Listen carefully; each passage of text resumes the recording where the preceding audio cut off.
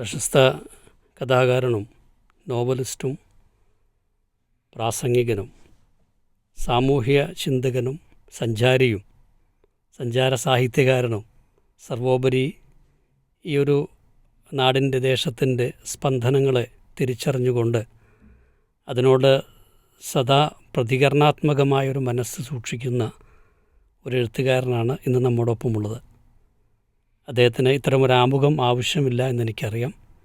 എങ്കിലും പി സുരേന്ദ്രൻ സാറിന് സ്വാഗതം ചെയ്യുകയാണ് നമ്മുടെ കൂടിക്കാഴ്ച എന്ന ഈ ഒരു പ്രോഗ്രാമിലേക്ക്. വളരെ വ്യക്തിപരമായൊരു ചോദ്യം ചോദിച്ചുകൊണ്ട് തുടങ്ങാം. നിങ്ങളൊരു സാമാന്യ പട്ടിണേക്കുള്ളൊരു നായർ തറവാടിലാണ് ജനിച്ചത് കേട്ടിട്ടുണ്ട്. എന്തായാലും മലപ്പുറം ജില്ലയിൽ ജനിച്ച് മലപ്പുറം ജില്ലയിൽ തന്നെ താമസിച്ച് വളർന്ന ഒരാളാണല്ലോ നിങ്ങൾ. നിങ്ങളുടെ ഒരു സാമൂഹ്യ കാഴ്ചപ്പാടിനെ, മൂല്യബോധത്തെ, അതിൻ്റെ ഒരു വിശ്വാസ അടിത്തറയെ, ഈവൻ എഴുത്തിനെ, ഭാഷയൊക്കെ ഈ ഒരു പശ്ചാത്തലം എങ്ങനെയാണ് സ്വാധീനിച്ചിട്ടുള്ളത്? എന്തായാലും ഈ പീസ് റേഡിയോൻ്റെ ഇങ്ങനൊരു കൂടിക്കാഴ്ചയിൽ അതിഥിയായിട്ട് വരാൻ കഴിഞ്ഞാൽ എനിക്കും സന്തോഷമുണ്ട്. പ്രാസ്ഥാനികമായിട്ട് ഞാൻ നിങ്ങളുടെയൊക്കെ നല്ല സുഹൃത്തും കൂടിയാണല്ലോ. ആ നിലയ്ക്ക് കൂടിയാണ് എന്നെ ഇങ്ങനൊരു കൂടിക്കാഴ്ചയ്ക്ക് എന്നെ ക്ഷണിച്ചത് എന്ന് കരുതുകയാണ്. എനിക്ക് അതിയായ നന്ദിയുണ്ട്. മലപ്പുറം ജില്ലക്കാരൻ എന്ന നിലയിൽ ഏറെ അഭിമാനിക്കുന്ന ഒരാളാണ് ഞാൻ ജനിച്ചത് വളർന്നതൊക്കെ തന്നെ മഞ്ചേരിക്കടുത്തുള്ള പാപ്പിനിപ്പാറ എന്ന് പറയുന്ന ഗ്രാമത്തിലാണ്. അവിടെ ഏതാണ്ട് തകർന്നു കഴിഞ്ഞ ഒരു നായർ തറവാട്ടിലാണ് എൻ്റെ ജനനം. കുട്ടിക്കാലത്ത് പലതരത്തിലുള്ള അരക്ഷിതാവസ്ഥയിലൂടെ കടന്നുപോയി. കുറേ ഭൂമിയുണ്ട്, പ്രത്യേകിച്ച് സമ്പത്തൊന്നും ആരുടെ കയ്യിലും ഇല്ല. നമ്മളിന്ന് പറയുന്ന പണം എന്ന് പറയുന്നത് ആരുടെ കയ്യിലും ഇല്ലാത്തൊരു കാലഘട്ടമാണ്. ആ ദേശത്തിൻ്റെ ഒരു പ്രത്യേകത എന്താ വെച്ചാൽ അത് പൂക്കോട്ടൂരിനോട് ചേർന്ന് കിടക്കുന്ന പ്രദേശമാണ്. മാരിയാട് എന്ന് പറയുന്ന സ്ഥലം കഴിഞ്ഞാൽ പിന്നെ പാപ്പിനിപ്പാറയായി. 1921 മലബാർ സ്വാതന്ത്ര്യ സമരത്തിൻ്റെയൊക്കെ ഒരു മണ്ണാണ്. പൂക്കോട്ടൂർ യുദ്ധത്തെക്കുറിച്ച് നമുക്കറിയാം. പാപ്പിനിപ്പാറയിൽ തന്നെ ഏതാണ്ട് എൻ്റെ ഗവേഷണത്തിൽ എനിക്ക് കണ്ടെത്താൻ കഴിഞ്ഞത് 16ഓളം പേരെയാണ് 21 വെടിവെച്ച് കൊന്നത്. വ്യാപകമായി ഞങ്ങളുടെ ഗ്രാമങ്ങളിൽ നിന്നൊക്കെ തന്നെ അൻഡമാനിലേക്ക് നാട് കടത്തുകയൊക്കെ ഉണ്ടായി. മുസ്ലിം സാമൂഹ്യ ജീവിതവുമായി ആഴത്തിൽ ഇടപഴകാൻ എനിക്ക് അവസരം കിട്ടി. മുസ്ലിങ്ങൾ തിങ്ങിപ്പാർക്കുന്നതാണ് പാപ്പിനിപ്പാറ. ഞങ്ങളുടെ വീടിൻ്റെ ആ ഒരു പോക്കറ്റിൽ കുറച്ച് നായർ വീടുകളൊക്കെ, ഈഴവ വീടുകളൊക്കെ ഉണ്ടായിരുന്നു. അതിൻ്റെ ചുറ്റുമൊക്കെ തന്നെ ധാരാളം മുസൽമാന്മാരാണ് കൂടുതലുണ്ടായിരുന്നത്. അവരായിട്ട് ഇടപഴകാൻ എനിക്ക് സാധിച്ചപ്പോൾ നമ്മൾ പലപ്പോഴും ഒരു മതത്തെ നമ്മൾ അറിയുന്നത് പലപ്പോഴും മതവിശ്വാസികളുടെ സമീപനങ്ങളിലൂടെയാണ്. അപ്പോൾ സ്നേഹനിധികളായ മനുഷ്യരെ ഞാൻ അവിടെ കണ്ടു. അവരെല്ലാം തന്നെ ഈ അന്നത്തെ അവിടുത്തെ ഒരു പശ്ചാത്തലം എന്ന് പറയുന്നത് കുറച്ച് കൃഷിയുണ്ടാവും. എൻ്റെ അമ്മാമ്മ ഒരു ടൈലറായിരുന്നു. അച്ഛനും അമ്മയും അവിടെ ഉണ്ടായിരുന്നില്ല അന്ന്. അച്ഛൻ എൻ്റെ ഒരു കുട്ടിക്കാലം എന്നൊക്കെ പറയുന്നത് ഞാനൊരു 1ാം ക്ലാസ്സിലൊക്കെ എത്തുമ്പോഴേക്കും അച്ഛൻ പോസ്റ്റ് മാഷായിട്ട് ദൂരെയായിരുന്നു. അമ്മയും അവിടെയായിരുന്നു. ഞങ്ങൾ വല്യമ്മയുടെ കൂടെ, ചെറിയ അമ്മാവിൻ്റെയും വല്യമ്മയുടെയൊക്കെ കൂടെ ഈ തറവാട്ടിലാണ് ഞാൻ കഴിയുന്നത്. അമ്മമ്മ വലിയൊരു കഥാപാത്രമാണല്ലോ. അതെ, അമ്മ വലിയൊരു കഥാപാത്രമാണ്. അമ്മമ്മ വലിയ കഥാപാത്രമാണ്, വല്യമ്മ കഥാപാത്രങ്ങളാണ്. ഈ തകർന്നടിഞ്ഞാണെങ്കിലും കുറച്ച് പണിക്കാരൊക്കെ ഉണ്ടാവും. അതാ രസം. ആർക്കങ്ങനെ കാര്യമായിട്ട് പൈസ കൊടുക്കാനൊക്കെ കഴിഞ്ഞില്ലെങ്കിൽ ചെറിയ പണിക്കാരുണ്ടാവും. അലവിയാക്കാന്ന് പറഞ്ഞൊരു കാര്യസ്ഥനുണ്ടായിരുന്നു. അദ്ദേഹം വളരെ സ്നേഹനിധിയായ മനുഷ്യനാണ്. അപ്പോൾ എനിക്ക് പലപ്പോഴും ഞാൻ പറയാറുണ്ട്, അലവിയാക്കാന്ന് പറയുന്നൊരു വലിയ മനുഷ്യനിലൂടെ ഞാൻ ഇസ്ലാമിനെ അറിയാം. എന്ന് വെച്ചാൽ അദ്ദേഹം പ്രതിനിധാനം ചെയ്യുന്ന മതത്തിനും അത്രയും മഹത്വം ഉണ്ടാവും എന്ന് കരുതാം. അങ്ങനെയൊക്കെ വലിയൊരു തരത്തിലുള്ള ഇടപഴകൽ ഉണ്ടായി. മാത്രമല്ല, സ്നേഹം മാത്രമേ ഞാൻ കണ്ടിട്ടുള്ളൂ കേട്ടോ. ഞാനിപ്പോഴും ഓർക്കുന്നൊരു കാര്യമുണ്ട്. ഞാൻ മഞ്ചേരി സ്കൂളിൽ ഞാൻ അവിടെ പിന്നെ മഞ്ചേരി ബോയ്സിൽ ഞാൻ 5ാം ക്ലാസ്സിൽ ചെന്ന് ചേരുന്നു. 4ാം ക്ലാസ് വരെ എൻ്റെ പാപ്പിനിപ്പാറയിലെ എൻ്റെ തറവാട് വീടിനടുത്ത് തന്നെയുള്ള ഇരുമ്പുഴി മേൽമുറി ഗോവിന്ദ മെമ്മോറിയൽ സ്കൂളിലാണ് ഞാൻ പഠിച്ചത്. ആ സ്കൂളിൻ്റെ ഒരു പ്രത്യേകത ഞാൻ പലപ്പോഴും ആലോചിച്ചിട്ടുണ്ട്. ആ കാലഘട്ടത്തിൽ ആ സ്കൂൾ ഒരു ഹിന്ദു സ്കൂളായിരുന്നു. എന്ന് വെച്ചാൽ അറബിക് പഠിക്കാനുള്ള സൗകര്യം ഉണ്ടായിരുന്നില്ല ആ സ്കൂളിൽ.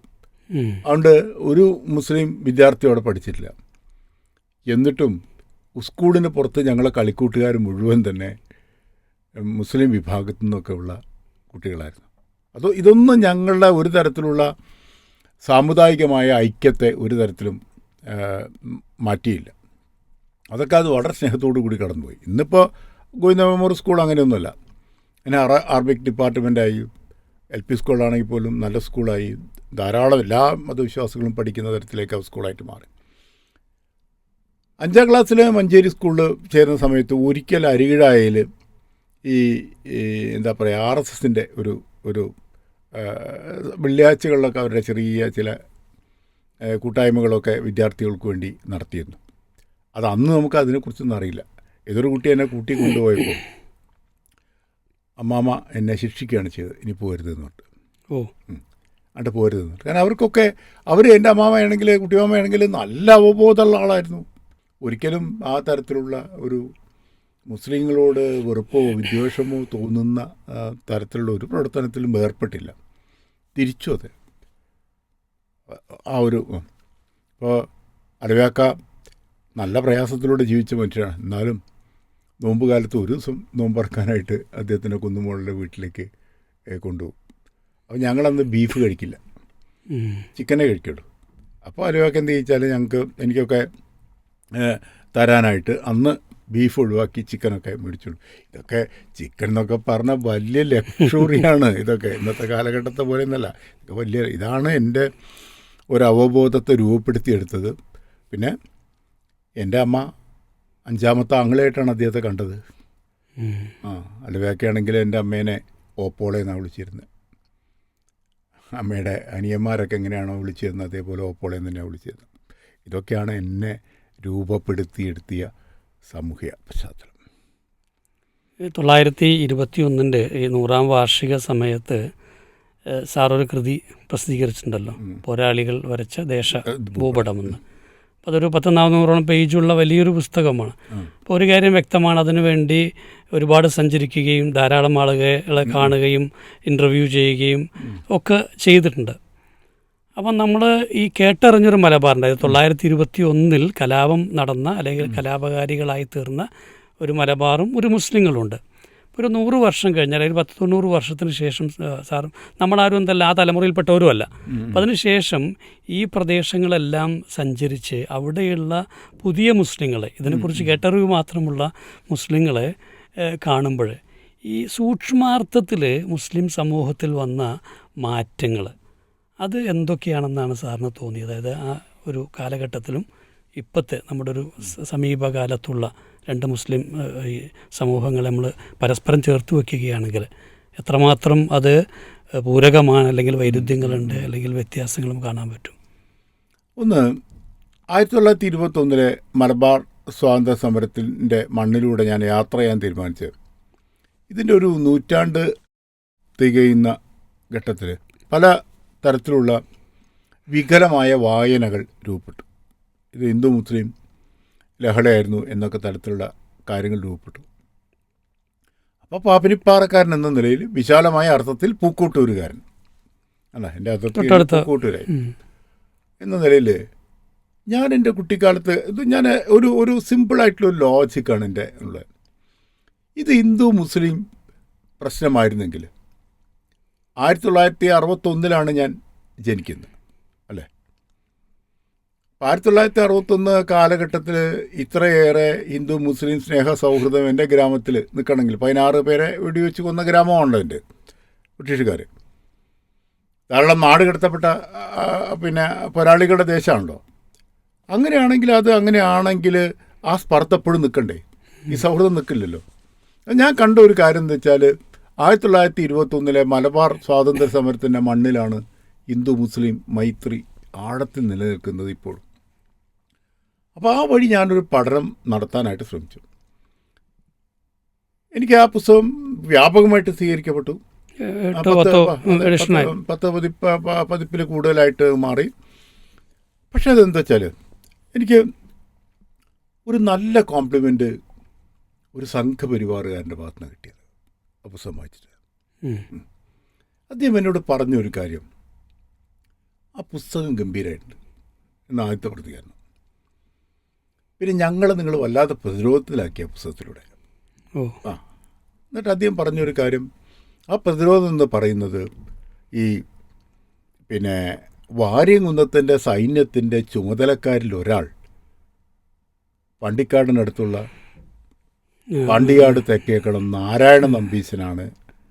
പിന്നെ നാരായണ നമ്പീശൻ്റെയും ഉണ്ണി നമ്പീശൻ്റെയും വീട്ടിലിരുന്നിട്ടാണ് വാര്യംകുന്നത്തും ഈ സൗഹൃദ സംഘവും പല പ്രധാനപ്പെട്ട തീരുമാനങ്ങൾ എടുത്തിരുന്നു.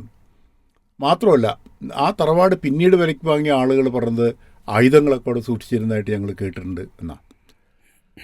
അപ്പോൾ ഇതൊരു അതുവരെ ഉണ്ടായിരുന്ന ആഖ്യാനങ്ങൾക്ക് വിരുദ്ധമാണല്ലോ. അപ്പോൾ അതുകൊണ്ട് ഞങ്ങളെ പ്രതിരോധത്താക്കുന്നുണ്ട്. പക്ഷേ നല്ല കുറേ കണ്ടെത്തലുണ്ട്. പൂന്താനത്തെ രാമന്നമ്പൂതിരി എന്ന് പറഞ്ഞ ആളും വാര്യംകുന്നത്തിൻ്റെ കൂടെ ഉണ്ടായിരുന്നു. പിന്നെ ഞാനതിൽ ഫോക്കസ് ചെയ്തതെന്ന് വെച്ചാൽ 21 നൂറ്റാണ്ട് തികയുന്ന സമയത്ത് മുസ്ലിം സമൂഹത്തിൽ നിന്നൊക്കെ ധാരാളം ആളുകൾ പുസ്തകം എഴുതി.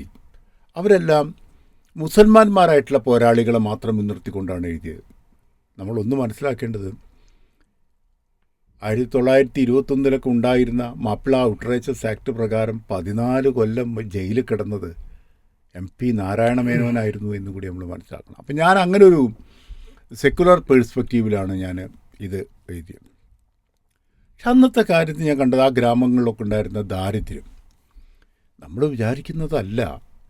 21 നാടുകടത്തലും 21 ഉണ്ടായിട്ടുള്ള ഭയാനകമായ രക്തസാക്ഷിത്വം പലതും നമ്മൾ അറിഞ്ഞില്ലേ. 200-300 പേരെ ഒറ്റയടിക്ക് വെടിവെച്ച് കൊന്ന ഗ്രാമങ്ങളെക്കുറിച്ചൊക്കെ വളരെ കാലം കഴിഞ്ഞിട്ടാണ് പുറത്തു വരുന്നത്.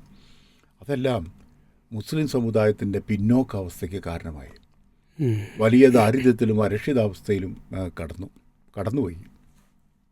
അവിടുന്ന് പടുത്ത് കെട്ടിക്കൊണ്ടുവന്ന ഈ സമുദായം ഒരുപാടങ്ങ് മാറിപ്പോയി. അതാണ് ഏറ്റവും പ്രധാനമായ കാര്യം. പ്രത്യേകിച്ചും മുസ്ലിം സമൂഹത്തിലൊക്കെ ഉണ്ടായിട്ടുള്ള ഈ നവോത്ഥാന പ്രസ്ഥാനങ്ങൾ അത് ആദ്യകാലത്ത് ഒരു സ്വീകാര്യതയൊന്നും ഉണ്ടായിരുന്നില്ല. പലപ്പോഴും തന്നെ കുറച്ച് പുരോഗമനവാദികളൊക്കെ ആയിരുന്നു ഈ പ്രവാചകൻ്റെ പിന്നെ ഈ ജന്മമാസമൊക്കെ ആയിട്ട് ബന്ധപ്പെട്ടുകൊണ്ട് അപൂർവ സെമിനാറുകളൊക്കെ വയ്ക്കുമ്പോൾ എന്നെ അവരൊക്കെ വിളിച്ചിരുന്നു. പള്ളിയിലൊന്നും അങ്ങനെ എന്നെ ക്ഷണിക്കുമായിരുന്നില്ല. അത് മാറി. അതുമല്ലാതെ മാറിയെന്ന് മാത്രമല്ല, ഇവരൊക്കെ തന്നെ എന്നെപ്പോലുള്ള ആളുകളെ വ്യാപകമായിട്ട് വിളിക്കാൻ തുടങ്ങി. പള്ളിയിലേക്ക് പോലും അവർ ക്ഷണിക്കാൻ തുടങ്ങി. ഒരിക്കൽ ഞാനിതുപോലെ ഒരു പ്രോഗ്രാമിന് എൻ്റെ പ്രസ്ഥാനത്തിൻ്റെ പേരൊന്നും ഞാൻ പറയുന്നില്ല, അത് പ്രസക്തമല്ല. മുസ്ലിം സമൂഹത്തിനകത്ത് ഒരു പ്രസ്ഥാനിക ബന്ധമുള്ള ഒരാളാണ്. അദ്ദേഹത്തിൻ്റെ പ്രസ്ഥാനമായി ബന്ധപ്പെട്ടുകൊണ്ടൊരു പ്രോഗ്രാമിന് എന്നെ കൊണ്ടുപോകാം നിലമ്പൂർക്ക്. അപ്പോൾ എന്നോട് പറഞ്ഞു, പിന്നെ കോട്ടയ്ക്കലെത്തിക്കഴിഞ്ഞാൽ ഉച്ചഭക്ഷണം കഴിക്കണം, അപ്പോൾ ഒന്ന് പള്ളിയിൽ പോയിട്ട് വരുന്ന വെള്ളിയാഴ്ചയാണ്, അപ്പോൾ അത് കഴിഞ്ഞിട്ട് പ്രാർത്ഥനയൊക്കെ കഴിഞ്ഞിട്ട് അതുവരെ മാഷ് കാറിലിരിക്കുമോ ചോദിച്ചു. ഞാൻ കാറിലിരിക്കാൻ കുഴപ്പമില്ലാന്ന്. ഒരു 10 മിനിറ്റ് കഴിഞ്ഞപ്പോൾ അയാൾ ഓടി വരികയാണ്. പള്ളി ചെന്നപ്പോൾ പറഞ്ഞത് നിങ്ങൾ പുറത്തുണ്ടെന്ന് പറഞ്ഞപ്പോൾ നിങ്ങളങ്ങനെ പുറത്തിരിക്കേണ്ട ഒരാളല്ല. ഇവിടുത്തെ ഈ പ്രധാനപ്പെട്ട പ്രാർത്ഥനാ പ്രഭാഷണം കഴിഞ്ഞാൽ വിശ്വാസികളോടൊരു 15 മിനിറ്റ് നേരം പള്ളിയിൽ തന്നെ അങ്ങ് 15 മിനിറ്റ് നേരം അവരെ ഒന്ന് അഭിസംബോധന ചെയ്യുമോ എന്ന് ചോദിക്കാൻ ഞാൻ സന്തോഷത്തോടു കൂടി ചെയ്തു. ഇത് ഞാൻ സന്തോഷത്തോടു കൂടി ചെയ്തു എന്ന് മാത്രമല്ല, ഇതെല്ലാം തന്നെ ഈ ആദാന പ്രധാനങ്ങൾ കുറച്ചുകൂടി ശക്തമാക്കിയിട്ടുണ്ട്. അതിൽ പ്രത്യേകിച്ചും നവോത്ഥാന പ്രസ്ഥാനങ്ങളുടെ റോള് വളരെ വലുതാണ്. അവർ എഡ്യൂക്കേഷന് വലിയ പ്രാധാന്യം നൽകി. അപ്പോൾ നമുക്കറിയാലോ, വാഴക്കാടായാലും അഴീക്കോട് വാഴക്കാടൊക്കെ ചെന്ന് കഴിഞ്ഞാൽ വളരെയധികം എഡ്യൂക്കേറ്റഡ് ആണ് മുസ്ലിം കമ്മ്യൂണിറ്റി. അപ്പോൾ അവിടെയാണല്ലോ ഉദായിൽ വലിയ വെടിവെപ്പൊക്കെ നടന്ന സ്ഥലമാണ് ആ പ്രദേശങ്ങളൊക്കെ. പക്ഷേ വളരെയധികം എഡ്യൂക്കേറ്റഡ് ആയിട്ടുള്ള ആളുകളാണ്, കൂടുതലും സർക്കാർ ജീവനക്കാരാണ്. പിന്നെ എനിക്ക് തോന്നുന്നൊരു ഒരു മാറ്റം വന്നത് ആദ്യ കാലഘട്ടത്തിൽ ചില പ്രസ്ഥാനക്കാരൊക്കെ ഈ സർക്കാരുമായി സഹകരിക്കേണ്ടതുണ്ടോ എന്നൊരു സന്ദേഹം പുലർത്തിയിരുന്നു. സർക്കാരിൽ ജീവനക്കാരായി മുസൽമാൻ ഉപയോഗിക്കാൻ മാറുന്നത് പറ്റുമോ? ശരിയാണോ എന്ന തരത്തിലൊക്കെയുള്ള ആശയങ്ങളൊക്കെ ഉണ്ടായിരുന്നു. അതാരാണെന്ന് ഞാൻ പറയുന്നില്ല. അവരെല്ലാം മാറിയില്ലേ? എല്ലാം മാറി. വിശാലമായ ഒരു ജനാധിപത്യത്തിനകത്ത് നിന്നുകൊണ്ട് തന്നെ മതപ്രബോധനങ്ങളൊക്കെ സാധ്യമാണ് എന്നുള്ള ഒരു കാഴ്ചപ്പാടിലേക്ക് അവർ മാറി. ഇതെല്ലാം നമ്മൾ വന്ന നവോത്ഥാനത്തിൻ്റെ സ്ത്രീകൾ പള്ളിയിലേക്ക് പോകാൻ സ്ത്രീകൾ തുടങ്ങി. പള്ളി അരിക്കൂടൊക്കെ അതിൻ്റെ തന്നെ ഏറ്റവും രാഷ്ട്രീയ പ്രധാനപ്പെട്ട മുന്നേറ്റങ്ങളുടെ ഒരു കാര്യം. ഉം. പിന്നെ വാടക്കാടൊക്കെയുള്ള ആ സ്ഥാപനങ്ങൾ, അത്തരത്തിലുള്ള ഈ നവോത്ഥാന പ്രസ്ഥാനങ്ങളുടെ ഭാഗമായി രൂപപ്പെട്ടു വന്ന സ്ഥാപനങ്ങൾ, ആ സ്ഥാപനങ്ങളൊക്കെ ഉണ്ടാക്കിയിട്ടുള്ള വലിയ ഇമ്പാക്റ്റ്. പിന്നെ ഞാൻ മനസ്സിലാക്കിയൊരു കാര്യം, ദാരിദ്ര്യമായിരുന്നു ഒരു കാലഘട്ടത്തിൽ ഈ അരക്ഷിതാവസ്ഥയ്ക്ക് കാരണം ഒക്കെ അതായിരുന്നു. ഇപ്പോൾ 21 തന്നെ ബ്രിട്ടീഷുകാരുടെ ഒരു കാഴ്ചപ്പാട് ഒരു മുന്നോട്ട് വെച്ചത്, ഈ മാപ്പിള മക്കൾ ഇങ്ങനെ സ്വയം ഹത്യ ആണല്ലോ, അതായത് ഇങ്ങനെ ഇവരുടെ നുകപ്പാട് ജീവിക്കുന്നതെന്നല്ല, പോരാടി മരിക്കുക. മുസ്ലിം സമുദായത്തിനകത്ത് ഈ ആത്മഹത്യ എന്ന് പറയുന്നത് വളരെ വളരെ കുറവാണല്ലോ. പോരാടി മരിക്കുക എന്നുള്ളതായിരുന്നു ആ കാലഘട്ടത്തിലെ ഒരാശയം. അതിലേക്കൊക്കെ അവരെ കൊണ്ടുവരുന്നതിൽ അവർ എഡ്യൂക്കേറ്റഡ് അല്ല എന്നതുകൊണ്ടായിരുന്നു അങ്ങനെ സംഭവിച്ചതെന്നുള്ള കാഴ്ചപ്പാട് ഈ ബ്രിട്ടീഷുകാർ തന്നെ മുന്നോട്ട് വെച്ചു. അതുകൊണ്ടാണ് ഈ ധാരാളം സ്കൂളുകൾ തുടങ്ങാനായിട്ട്, അതാണ് ഇപ്പോൾ കഴിഞ്ഞ 2 വർഷത്തിനിടയ്ക്ക് മിക്കവാറും ഈ മാപ്പിള സ്കൂളുകളുടെ ചരിത്രമെടുത്ത് എല്ലാറ്റിൻ്റെയും നൂറ്റാണ്ടിൻ്റെ ആഘോഷമായിട്ട് മാറുന്ന ഇങ്ങനെ വ്യാപകമായിട്ട് സ്കൂളുകൾ വന്നു. ബോധപൂർവ്വം തുടങ്ങിയാൽ ബോധപൂർവ്വം തന്നെ അവർ തുടങ്ങി. പക്ഷേ അതെല്ലാം തന്നെ കുറേയേറെ പ്രയോജനം ചെയ്തു. ഗൾഫ് പണത്തിൻ്റെ വരവ് മാത്രമല്ല, ഈ ഗൾഫ് രാജ്യങ്ങളിലൊക്കെ ശരിക്കും എനിക്ക് കൃത്യമായിട്ടൊരു അനുഭവം അറിയാം. ഞാനൊരിക്കൽ പിന്നെ ഈ വടക്ക് കിഴക്കൻ മേഖലയിലേക്ക്, ഇന്ത്യയുടെ വടക്ക് കിഴക്കൻ മേഖലയിലേക്ക്, അസം ആ ഭാഗത്തേക്ക് യാത്ര ചെയ്യാം. എനിക്ക് പോകേണ്ടത് ന്യൂ ജൽപായ്ഗുരിയ. അപ്പോൾ നക്സലേറ്റ് പ്രസ്ഥാനത്തിൻ്റെ ഈറ്റില്ലമായിട്ടുള്ള നക്സൽബാരിയിൽ പോവുക, അതൊക്കെയായിരുന്നു എൻ്റെ ലക്ഷ്യം. എൻ്റെ കുറച്ച് നേപ്പാളിൻ്റെ കുറച്ച് ഭാഗങ്ങളിലൂടെ യാത്ര ചെയ്യണം, എനിക്ക് വേണ്ടി ഞാൻ പോവാം. അപ്പോൾ ഞാൻ ട്രെയിന് കയറി, കയറിയ ട്രെയിനിൽ അത് ഞാനൊരു AC കമ്പാർട്ട്മെൻറ്റൊക്കെയാണ് ബുക്ക് ചെയ്ത്. പക്ഷെ അതിൽ കൂടുതലും ഈ വടക്ക് കിഴക്കൻ മേഖലയിൽ നിന്നൊക്കെയുള്ള തൊഴിലാളികളാണ്, സാധാരണ തൊഴിലാളികൾ. ഇവിടെയൊക്കെ പെരുമ്പാവൂരിലൊക്കെ ജോലി ചെയ്യുന്ന തൊഴിലാളികളും പിന്നെ കുറച്ച് ഭൂട്ടാൻകാരായിട്ടുള്ള കുറച്ച് വിദ്യാർത്ഥിനികളൊക്കെ ഉണ്ടായിരുന്നു. ഞാൻ അവരോട് വളരെ സന്തോഷത്തോടു കൂടി ഞാൻ യാത്ര ചെയ്തു. അതിൽ ഒരു മുസ്ലിം പയ്യനെ കണ്ടു. ഒരു ദിവസം കഴിഞ്ഞപ്പോഴേക്ക് എന്നെ ഒരു പകലൊക്കെ ഇരുന്ന് വർത്താനം പറഞ്ഞപ്പോൾ അവൻ എന്നെ ഏട്ടാന്ന് വിളിക്കാൻ തുടങ്ങി. അവന് മലയാളം അറിയാം. അവൻ എന്നെ ഏട്ടാന്ന് വിളിക്കുക. എന്നെ കുറച്ച് സംസാരിച്ചപ്പോൾ എനിക്ക് ഈ ഇസ്ലാമിക വിഷയങ്ങളിലൊക്കെ കുറച്ച് അറിവൊക്കെ ഉണ്ടെന്ന് മനസ്സിലായതുകൂടി അവൻ എന്നോട് പറഞ്ഞത്, പിന്നെ ഞാൻ മുസൽമാനാണെങ്കിലും ഞാൻ പേരിന് മാത്രമാണ് മുസൽമാൻ, ഏട്ടൻ അറിയുന്നത് പോലും എനിക്ക് എൻ്റെ മതത്തെക്കുറിച്ച് എനിക്ക് അറിഞ്ഞു. പന്നിമാംസം വർജ്യമാണ് എന്നതുപോലും ഞങ്ങൾക്ക് അറിയില്ല. അദ്ദേഹം പറയാം, അദ്ദേഹം ആസാമിൻ്റെ എവിടെ ഉൾപ്രദേശത്തു നിന്നാണ് അവൻ വരുന്നത്. ഞാനൊരിക്കലും ഒരു നല്ല പള്ളിയിൽ നിസ്കരിച്ചിട്ടില്ല. എന്നിട്ട് ഇവൻ ഇവിടെ കുറച്ച് 8 വർഷമായി, അവിടെ കുറച്ച് മലയാളമൊക്കെ പഠിച്ചു. അപ്പോൾ ഞാനിവിടെ വന്നപ്പോൾ പിന്നെ ചെറിയ ഒരു ലോഡ്ജിലാണ് ഞാൻ താമസിച്ചിരുന്നത്. അപ്പോൾ രാവിലെ ഇങ്ങനെ കുട്ടികൾ കുളിച്ചൊരുങ്ങിയിട്ട് മദ്രസയിലേക്കൊക്കെ പോകുമ്പോൾ ഞാൻ അസൂയയോടുകൂടി നോക്കി നിന്നിട്ടുണ്ട്. എനിക്കതൊന്നും സാധിച്ചില്ല. മാത്രമല്ല, എല്ലാം കഴിഞ്ഞിട്ട് അവൻ എന്നോട് പറഞ്ഞൊരു കാര്യമുണ്ട്, ഞാൻ ഇവിടുന്ന് വിവാഹം കഴിച്ചാലോ എന്ന് പോലും ഞാൻ ആലോചിക്കുന്നുണ്ട്. അത്രയേറെ ഈ ദേശം എനിക്കിഷ്ടമായി. ഇതെല്ലാം വലിയ മാറ്റങ്ങളാണ്. ആ ഒരു വടക്കിഴക്കൻ മേഖലയിലൊക്കെ മുസ്ലിം സമൂഹം ജീവിക്കുന്നതും കേരളമൊക്കെ നോക്കിയാൽ ഇതിൽ ഈ നവോത്ഥാന മൂവ്മെൻറ്റുകളുടെ സ്വാധീനം, പിന്നെ ഗൾഫിലേക്കൊക്കെ പോകുന്നതോടുകൂടി ഇസ്ലാമിനെക്കുറിച്ച് തന്നെ മുസ്ലിങ്ങൾക്കൊരു വിശാലമായ കാഴ്ചപ്പാടുണ്ട്. അതവർ സെക്കുലറാക്കി മാറ്റിയെന്നുള്ള പ്രവാചകൻ്റെ ജീവിതം വളരെയധികം മതേതരമായ കാഴ്ചപ്പാടിൽ ഇതര മതവിശ്വാസികളോട് സ്നേഹത്തോടും കൂടിയൊക്കെ കഴിയാന്നുള്ളതായിരുന്നു തന്നെ പ്രവാചകൻ്റെ തന്നെ കൽപ്പന. അതാണ് അതൊക്കെ കുറച്ചുകൂടി ആഴത്തിൽ ഇസ്ലാമിനെ മനസ്സിലാക്കുക. അതുകൊണ്ട് ഈ തീവ്രവാദം ഭീകരവാദം എന്നൊക്കെ പറയുന്നത് ആത്മവിശ്വാസം കുറയുമ്പോഴാണ്. ആത്മവിശ്വാസം പഠിക്കുകയും ആത്മവിശ്വാസവും കൂടുകയും ചെയ്യുമ്പോൾ ഞാൻ എപ്പോഴും പറയുന്നൊരു കാര്യം, ഇസ്ലാമോഫോബിയയുടെ ഒരു പ്രധാനപ്പെട്ട കാരണം ഇസ്ലാമിനെക്കുറിച്ച് അറിവില്ലാതിരിക്കുക. അതുകൊണ്ട് ഇസ്ലാമോഫോബിയ പുലർത്തുന്നവരോട് വെറുക്കുകയോ അവരെ കല്ലെറിയാനൊന്നും പോണ്ട. യഥാർത്ഥ ഇസ്ലാമിനെക്കുറിച്ച്, പ്രവാചകനെക്കുറിച്ച്, പ്രവാചക ചര്യകളെക്കുറിച്ച് ഒക്കെ തന്നെ അവർക്ക് കൂടുതൽ പഠിപ്പിക്കാൻ പറഞ്ഞു കൊടുക്കാൻ പഠിപ്പിക്കുക. ആ ഒരു വലിയൊരു പാഠത്തിലേക്കും നല്ലധികം ആത്മവിശ്വാസം, വിശ്വാസികൾ എന്ന നിലയിൽ അവർക്ക് വലിയ തോതിലുള്ള ആത്മവിശ്വാസം കൈവരാൻ ഈ വിദേശങ്ങളിലുള്ള പ്രവാസം ഒക്കെ കാരണമായി.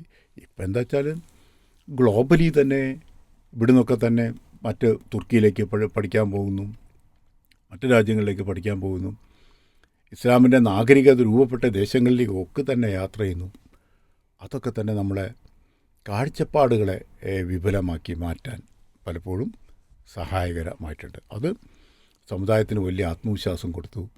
ഗൾഫിലൊക്കെ ധാരാളം ജോലി ചെയ്യാൻ തുടങ്ങിയപ്പോൾ ദാരിദ്ര്യം മറികടന്നു എഡ്യൂക്കേഷനിലേക്ക് നല്ല തോതിലുള്ള പ്രാധാന്യം. ഇപ്പോൾ എനിക്ക് തോന്നുന്നു ഈ സമുദായത്തിൻ്റെ ഏറ്റവും വലിയ സവിശേഷത കഴിഞ്ഞ 30 വർഷത്തിനിടയിൽ മലപ്പുറം ജില്ലയിലുണ്ടായിട്ടുള്ള ഏറ്റവും വലിയ കുതിപ്പ് എന്താണെന്ന് വെച്ചാൽ മുസ്ലിം പെൺകുട്ടികളുടെ വിദ്യാഭ്യാസ രംഗത്തുണ്ടായിട്ടുള്ള മുന്നേറ്റം തന്നെയാണ്.